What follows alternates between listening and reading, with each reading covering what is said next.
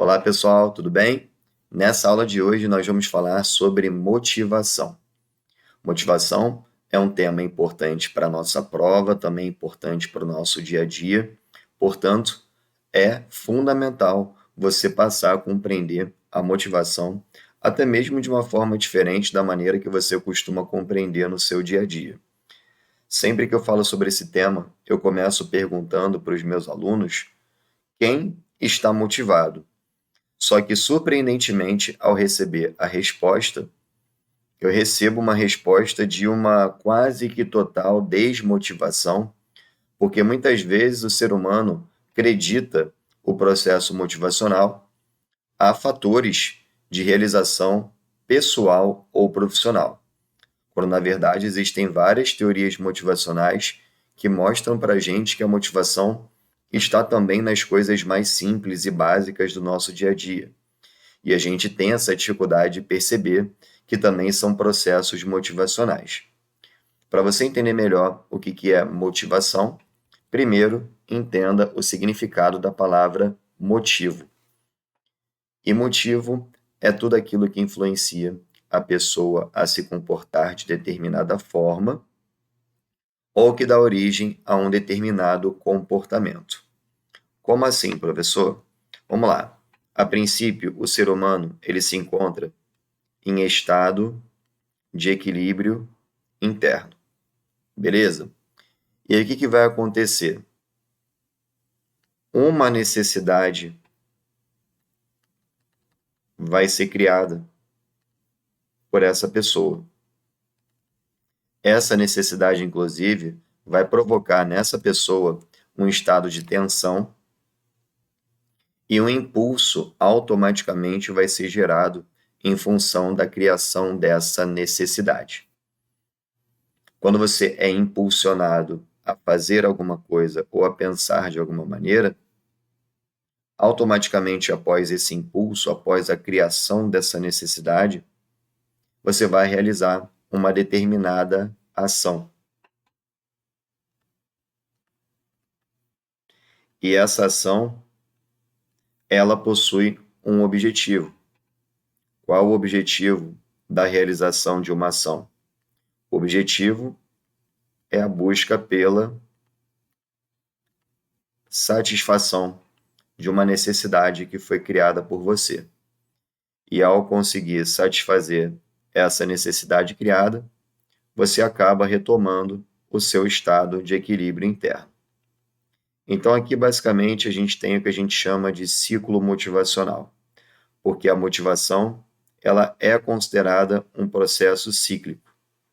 Ou seja, a todo momento o indivíduo ele se encontra motivado. A tendência é nós dizermos que nós não estamos motivados porque não estamos com um bom emprego ou não estamos com um bom salário, mas podemos dizer aqui que a motivação está relacionada a outros fatores e não apenas a ganhos ou a questão da estabilidade no emprego. Tá? Podemos dizer, inclusive, que a motivação é um processo cíclico. O indivíduo está constantemente motivado. Beleza? Tranquilo? Bem,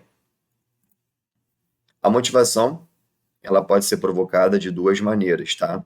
Ela pode ser provocada por um estímulo oriundo do ambiente ou até mesmo provocada pelos processos mentais da pessoa. Quando a motivação ela é provocada por um estímulo oriundo do ambiente, dizemos que ocorreu um processo extrínseco, ou seja, de fora. E quando ele é provocado a partir de processos mentais, dizemos que é uma motivação intrínseca, despertada pelo próprio indivíduo. Exemplo, quando da publicação de um edital atraente, um edital interessante, isso é o suficiente para provocar em você uma motivação. Só que não foi você que decidiu a publicação daquele edital. Foi a organização pública que deseja contratar pessoas para o seu quadro de pessoal. Então, aquilo impulsiona você a participar do processo seletivo, né, de realizar aquele concurso público, mas esse estímulo não partiu de você, partiu da publicação do edital. Ou seja, o que aconteceu aqui foi um processo de motivação extrínseca. Tudo bem? Só que também pode acontecer de você mesmo tomar a decisão de se preparar para uma prova, mesmo que o edital não tenha sido publicado, e mesmo que não haja expectativa de publicação daquele edital, porque o teu sonho, o teu desejo é trabalhar naquela organização pública específica. Isso faz com que o processo motivacional parta de você e não da provocação do estímulo externo, do ambiente. Sendo assim, quando parte de você esse processo de motivação, a motivação ela é considerada intrínseca. Beleza? Vamos lá. Como eu falei para você, a motivação ela é considerada um processo cíclico. Então, nós temos aqui o ciclo motivacional sendo justificado, né? A princípio, o ser humano está aqui, ó, em estado de equilíbrio interno. Ele vai despertar uma necessidade que vai impulsioná-lo para a realização de uma ação na busca pela satisfação de uma necessidade criada. Satisfazendo essa necessidade criada, ele retoma ao seu estado de equilíbrio interno e vai reiniciar o ciclo motivacional a partir da criação de uma nova necessidade.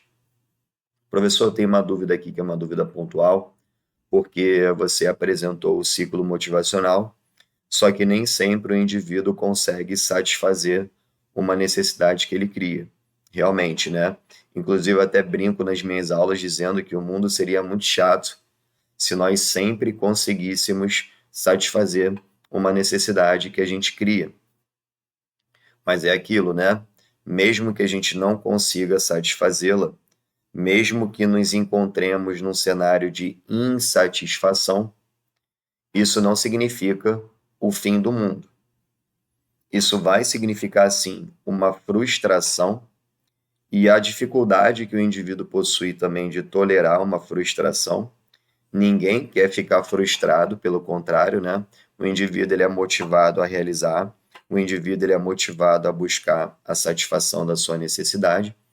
Então, quando você se encontra num estágio de insatisfação, isso é ruim, porque isso é uma frustração que você precisa saber lidar, mas é aquilo, né? Não é o fim do mundo se você se sente em algum momento frustrado. Isso é uma característica temporária, até que você compreenda aquela frustração, para que você aprenda a lidar com aquela frustração e você tome a iniciativa, inclusive, de compensar essa insatisfação a partir da criação de uma nova necessidade. Então, mesmo que o indivíduo esteja insatisfeito, ele consegue compensar a frustração que ele obteve, criando uma nova necessidade e dando um reinício ao processo motivacional. Então, mesmo insatisfeito, a motivação, como ela é cíclica, ela se reinicia. Exemplo: fez um concurso, não foi aprovado, está insatisfeito. E aí, vai ser o fim do mundo? Não, pelo contrário, você vai viver um pouco daquela frustração, mas daqui a pouquinho você vai compensar essa frustração criando uma nova necessidade. E essa nova necessidade que você cria faz com que você reinicie o seu ciclo motivacional. Tranquilo? Então, a motivação ela é entendida como um processo cíclico. O indivíduo, ele inicia, finaliza e reinicia o ciclo motivacional, independente de estar satisfeito ou de estar insatisfeito. Bem, o que você também precisa saber sobre motivação e isso aqui eu acredito que seja até o mais importante para efeitos de provas, são as teorias motivacionais. Aqui a gente tenta facilitar o caminho, né, dos estudos a partir das orientações, porque tem muitas teorias motivacionais para você estudar, e nós sabemos que nem todas são cobradas em provas, até porque seria, não digo desleal, mas seria exagerado você exigir da pessoa o conhecimento amplo de todas as teorias motivacionais existentes. São para mais de 20 teorias motivacionais. Então, realmente é complicado você estudar um pouco de cada uma delas. Então, a gente acaba se concentrando naquelas que são principais, tá? Ao falar sobre teorias motivacionais, nós temos as teorias de conteúdo e as teorias de processo. E essa separação e conceituação também já foi cobrada em prova. Toda vez que eu falo sobre uma teoria motivacional de conteúdo, é porque eu estou explicando o que motiva o indivíduo. Quais são os fatores que motivam o indivíduo? A partir do momento em que eu trato as teorias de processo, eu deixo de focar no que motiva o indivíduo e passo a compreender como funciona o processo de motivação. Então, são situações diferentes. As teorias de conteúdo justificam o que motiva o indivíduo. As de processo explicam como funciona a motivação.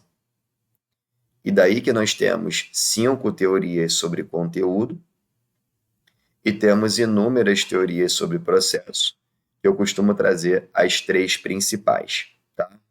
Então, nesse primeiro momento, nós vamos fazer uma abordagem sobre 2 teorias de conteúdo, de repente 3, se der tempo, e depois a gente continua falando sobre as outras teorias de conteúdo que eu não finalizar, mais as teorias de processo que eu acredito que sejam importantes para a sua preparação.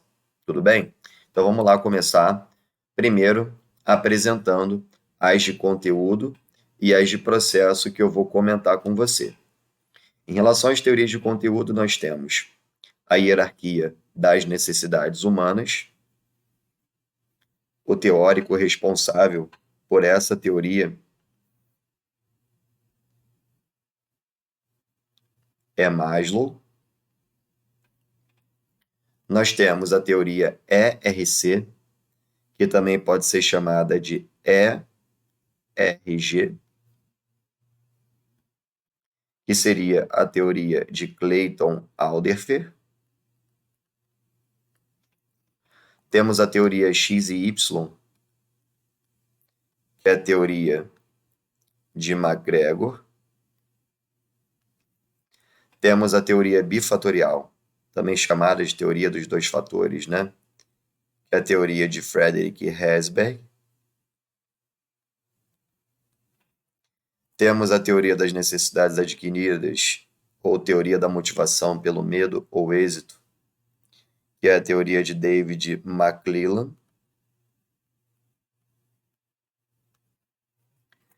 Temos as teorias de processo, as 3 que eu trouxe para a gente estudar. Teoria da equidade é de Adams. Teoria da expectativa é de Victor Vroom. E a teoria do reforço, que é a teoria de Skinner.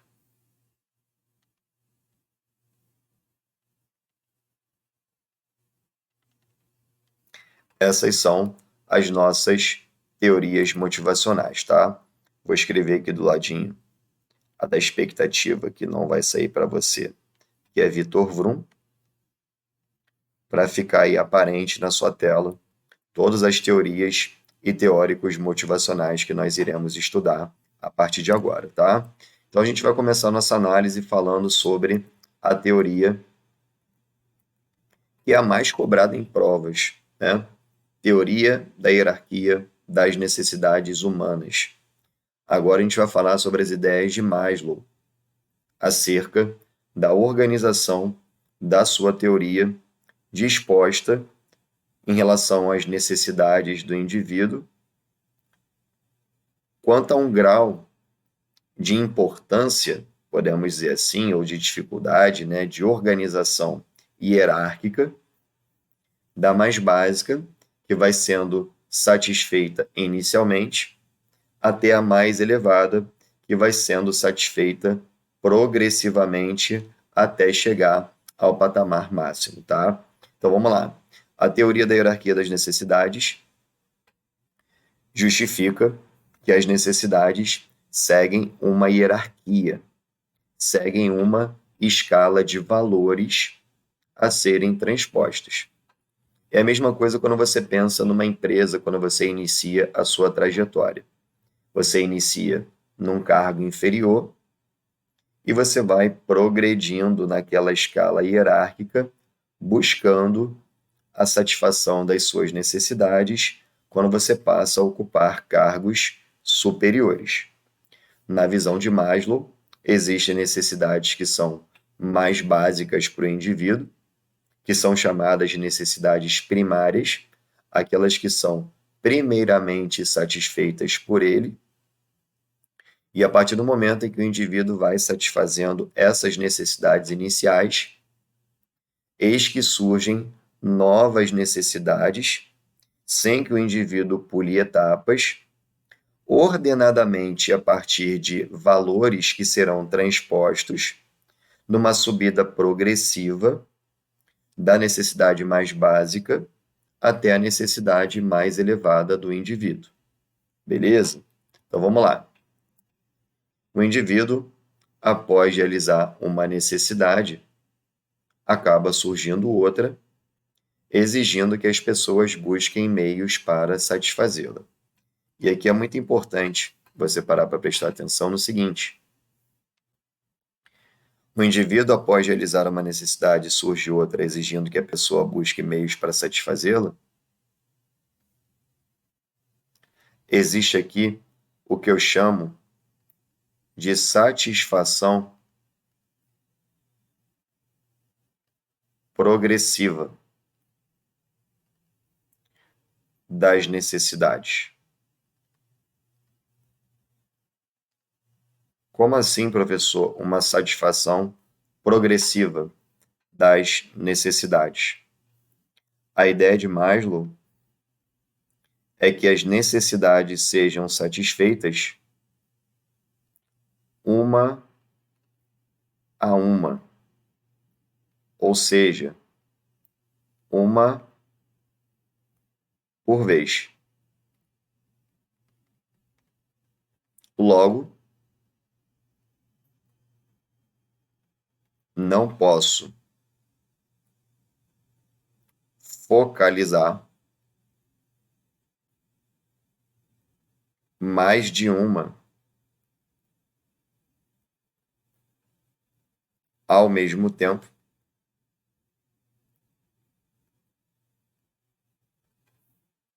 e tem que ser uma subida progressiva. Beleza?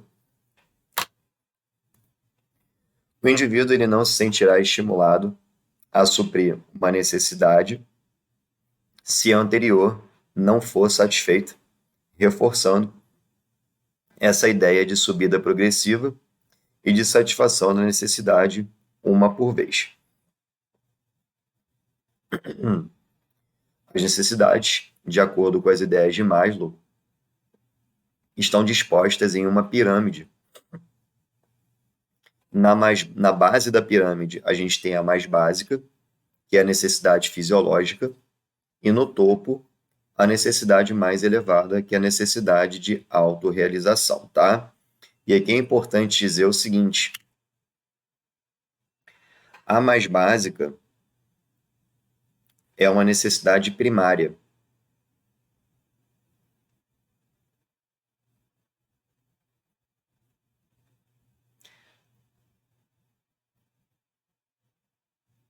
Que seria a chamada necessidade fisiológica, ou seja, tudo aquilo que é relacionado à sobrevivência do indivíduo. Só que a gente tem outra necessidade que vem após a fisiológica, que também é considerada uma necessidade primária, que é a necessidade de segurança, tá? A necessidade de segurança também é uma necessidade primária, busca pela proteção contra a ameaça ou qualquer tipo de privação, beleza? No topo a gente tem a mais elevada, que é a de autorrealização. A de autorrealização, por exemplo, não é mais uma necessidade primária, já passa a ser uma necessidade secundária. As necessidades secundárias de baixo para cima, a gente tem as necessidades sociais,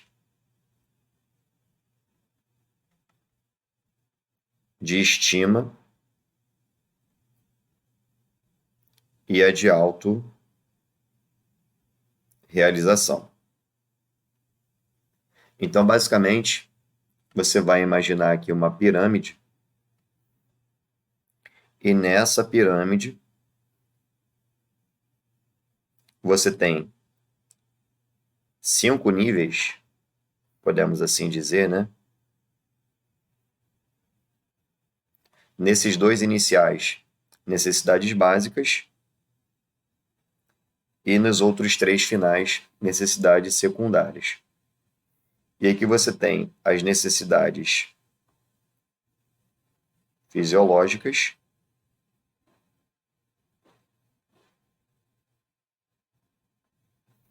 e de segurança. Essas são consideradas necessidades primárias. E depois você tem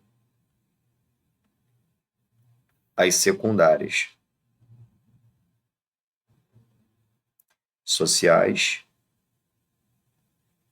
estima e autorrealização.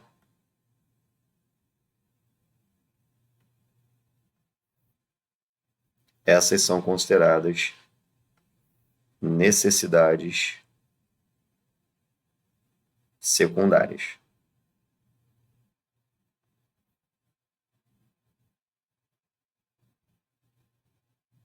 Beleza? Seguindo aqui os nossos estudos, agora a gente vai observar um pouquinho do que é cada uma dessas necessidades. Necessidades fisiológicas são aquelas que relacionam a sobrevivência do indivíduo e a preservação da espécie. Por exemplo, necessidade de se alimentar, de dormir, de repousar, de se abrigar. Necessidade, inclusive, de namorar, que também é fisiológico, isso já foi cobrado em provas. Então, de acordo com Maslow, a primeira necessidade que o indivíduo sente e que busca a sua satisfação tem relação direta com a sua sobrevivência, com a preservação de sua espécie. É a necessidade fisiológica. Satisfazendo necessidade fisiológica, que é uma necessidade primária do indivíduo, surge uma outra necessidade, que é a necessidade de segurança. Necessidade de segurança constitui a busca de proteção contra a ameaça ou qualquer tipo de privação. Posso dar aqui como exemplo preservação do emprego e também a moradia, que eu acredito que é o que muita gente acabe buscando quando toma a decisão de se preparar para ingressar no serviço público, né? Essa segurança que o serviço público proporciona a partir do alcance da estabilidade em si. A partir do momento em que o indivíduo satisfaz as suas necessidades primárias, que são essas aqui, né? Fisiológica e de segurança, eis que surgem as necessidades secundárias. Necessidades sociais constituem a participação, a aceitação por parte dos companheiros, a troca de amizade, toda relação de afetividade existente constitui uma necessidade social do indivíduo. Depois da social satisfeita, eis que surge a necessidade de estima, que eu já vi algumas provas substituindo a expressão estima pela palavra ego ou status, tá? Essa necessidade vai envolver a autoapreciação, a autoconfiança, a necessidade também de aprovação social e de respeito, de status, de prestígio. Isso é algo que o indivíduo também busca a sua satisfação. E a satisfação considerada a mais elevada é a necessidade de autorrealização, que é a busca pelo crescimento pessoal e profissional. Lembrando que necessidades sociais de estima e de autorrealização são consideradas necessidades secundárias, tá? Pode ser que caia na sua prova qual é a necessidade mais básica do indivíduo. A fisiológica é a mais básica. E se for perguntada a mais elevada, sem dúvidas, a de autorrealização é considerada a necessidade mais elevada do indivíduo. Essa é a pirâmide, né? E de cima para baixo a gente tem da mais elevada para a mais básica, autorrealização, estima, sociais, segurança e fisiológica. É necessário que o indivíduo ele suba progressivamente, satisfazendo necessidade por necessidade, da mais básica até a mais elevada, e se porventura em algum momento o indivíduo não consegue satisfazer uma determinada necessidade, na visão de Maslow ele fica estacionado, ele fica estagnado até que essa necessidade seja satisfeita para ele continuar avançando nessa transposição de valores, que são as necessidades dispostas numa relação de hierarquia. Então ele vai subindo progressivamente, satisfazendo necessidade por necessidade. A partir do momento em que alguma hora ele não consegue satisfazer uma determinada necessidade, ele fica ali estacionado até que ela seja satisfeita. Somente assim uma necessidade futura vai aparecer para que ele possa continuar satisfazendo-a. Beleza? Essas são as ideias de Maslow. E agora a gente vai para as ideias de Clayton Alderfer, que é a teoria ERC, que também pode ser chamada de ERG. Clayton Alderfer entende que a motivação do trabalhador pode ser medida seguindo uma hierarquia de necessidades. Só que diferente do que ele acreditava, comparado às ideias de Maslow, porque Maslow acreditava numa subida progressiva, para o autor Clayton Alderfer, para o teórico Clayton Alderfer, não é necessário você subir progressivamente dentro da hierarquia das necessidades. Porque na visão desse teórico, a relação é essa daqui. Pode até ser que exista os níveis de hierarquia das necessidades. Só que você tem necessidade existencial de relacionamento e de crescimento, que você pode subir, que você pode descer. Maslow não considerava essa descida. Clayton Alderfer passa a considerá-la, chamando inclusive essa descida de princípio da frustração-regressão. Então, a frustração-regressão ela explica a descida nessa hierarquia de necessidades. E a gente também consegue estabelecer um outro ponto importante. Não há necessidade de subir progressivamente, porque mais de uma necessidade pode ser ativada de maneira simultânea, e não apenas uma por vez, tá? As pessoas podem subir ou descer dentro da hierarquia das necessidades, e existem apenas 3 fatores essenciais para a motivação. Esses fatores são necessidade existencial, necessidade de relacionamento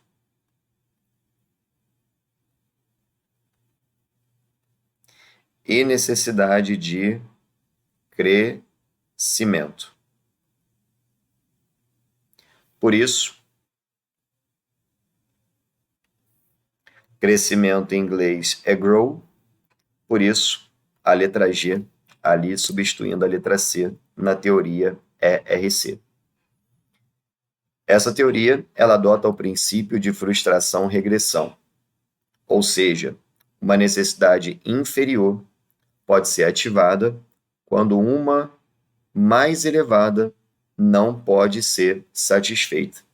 Então, o indivíduo tentou satisfazer uma necessidade superior, não consegue, ele, ao invés de ficar estacionado como Maslow acreditava na hierarquia das necessidades, ele regride nessa relação de hierarquia de necessidades em si.